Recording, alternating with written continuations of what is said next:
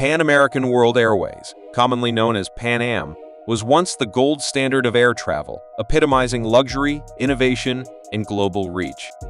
From the 1930s to the 1970s, Pan Am dominated international air travel, pioneering routes and introducing groundbreaking aircraft like the Boeing 747. Pan Am's contribution to the aviation industry is significant. It was the first airline to offer transatlantic flights and later expanded to trans-Pacific routes, connecting continents and cultures. The introduction of the Boeing 747 jumbo jet by Pan Am revolutionized air travel, making it accessible to a broader audience. Additionally, Pan Am's flying boats, such as the China Clipper, symbolize luxury and adventure, establishing the airline as a pioneer of international travel. The airline was more than just a transportation service. It was a cultural icon. However, on December 4, 1991, this aviation giant entered bankruptcy, marking the end of one of the most recognized brands in history. How could a company that once ruled the skies fall so dramatically? The story of Pan Am's downfall is a complex mix of bad luck, changing markets, poor management, and catastrophic global events. Let's explore the key reasons behind Pan Am's bankruptcy and what ultimately led to its tragic demise. Pan Am was known for its ambitious expansion plans. During its peak years, the airline opened new routes across Europe, Asia, and Latin America. However, this growth came at a significant cost. Operating numerous long-haul international flights was expensive. Pan Am invested heavily in luxurious airport terminals, including the iconic Pan Am World Port at JFK Airport, which drained its finances. Unlike domestic airlines that could rely on frequent short-haul flights for steady income, Pan Am depended almost exclusively on long-haul international flights, making it more vulnerable to economic downturns and fluctuations in fuel prices. This imbalance made it challenging for the airline to maintain profitability. In an attempt to expand into the domestic market, Pan Am purchased National Airlines in 1980 for $437 million. The merger was intended to strengthen its position against domestic competitors, but it backfired. National Airlines was plagued by operational inefficiencies that Pan Am struggled to address. The integration of the two airlines was poorly managed, resulting in labor disputes and significant service disruptions. The oil crisis of the 1970s proved to be a pivotal moment for the airline industry.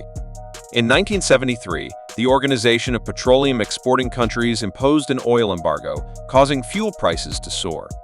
The cost of jet fuel more than doubled, disproportionately affecting airlines that operated fuel-intensive long-haul flights like Pan Am. For Pan Am, unlike other airlines that could raise ticket prices or implement cost-cutting measures, Pan Am's international focus left it particularly vulnerable. As passengers began seeking cheaper alternatives, the airline struggled to cover its escalating operational costs. In 1979, another oil crisis caused fuel prices to soar, further straining Pan Am's already struggling finances.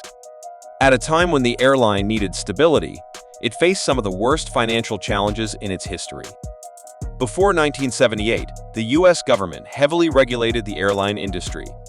Ticket prices, routes, and market access were controlled, which meant that airlines like Pan Am didn't have to worry much about competition. However, the Airline Deregulation Act of 1978 changed everything. With deregulation, airlines were allowed to set their own prices and enter new markets freely. This led to increased competition, especially in the domestic market. Airlines such as American Airlines, Delta, and United rapidly expanded their networks and offered lower fares. They were also more adaptable to market changes, unlike Pan Am, which was burdened with its costly international routes. Without a strong domestic network, Pan Am struggled to compete. While other airlines could rely on domestic flights to generate revenue, Pan Am's international routes faced growing pressure from both new competitors and foreign carriers. The era of deregulation marked the beginning of the end for Pan Am.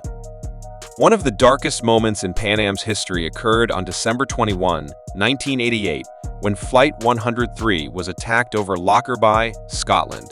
This terrorist attack resulted in the deaths of all 259 people on board, as well as 11 individuals on the ground. The incident shocked the world and severely damaged Pan Am's reputation. As passengers began to avoid Pan Am due to safety concerns, the airline's financial troubles deepened, compounded by negative publicity. Lawsuits from victims' families, security worries, and government investigations added even more financial strain. Although the airline industry continued to grow, Pan Am's reputation never recovered. The Lockerbie disaster hastened its decline, leading both passengers and investors to lose confidence in the airline. As if Pan Am didn't have enough challenges, the Gulf War of 1990 dealt a final blow. The war caused fuel prices to spike and led to a significant decline in international travel. With concerns about safety and instability, passengers avoided long-haul flights, which constituted Pan Am's main business. Other airlines had strong domestic networks to rely on, but Pan Am did not. The decline in international travel was devastating for the airline. With rising costs and shrinking revenue, Pan Am was on the brink of collapse. In 1991, the airline sold its remaining valuable assets, including its profitable transatlantic routes, to Delta Airlines. However, this was not enough to save the company. By December 1991, Pan Am filed for bankruptcy and ceased operations. The airline that once ruled the skies had become a part of history. Pan Am's bankruptcy was not caused by a single factor.